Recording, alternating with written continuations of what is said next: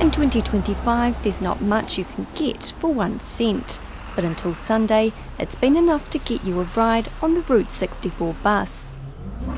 And Head of Public Transport Services Planning at Auckland Transport, Pete Moth, says that's reflected in the number of passengers using the service. We've had a massive uptake in patronage since the changes were made in November. So in November we extended the route through to St Luke's and ran much later services, more frequent services. We've seen a doubling in patronage more or less since November. So people are really voting with their feet on the service. But come Sunday, after nearly 5 years, a full fare will apply.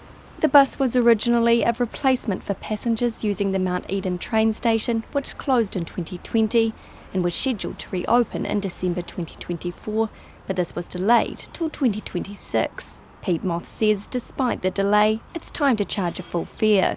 We've had that 4.5 years of free service, and the service has changed so much that we see this now as a service that's used for the majority by people who are not using it as a rail replacement. It's got a different purpose. We've had some feedback from residents questioning, and in their interests of ratepayers, we figured that there's not really justification for continuing to subsidise this service, whereas other services are full fare.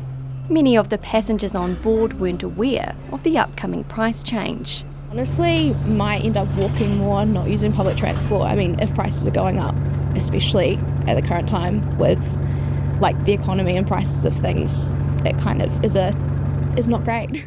Well, it's a bit annoying, because it's always been a good one to just get on, get off, get me point A to point B, but now I guess it'll be a bit more of a hassle.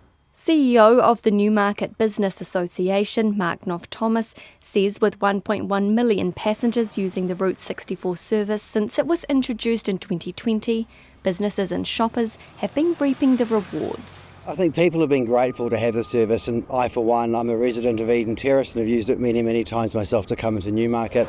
It's been very convenient. Passengers have 2 more days to tag on for a 1 cent journey.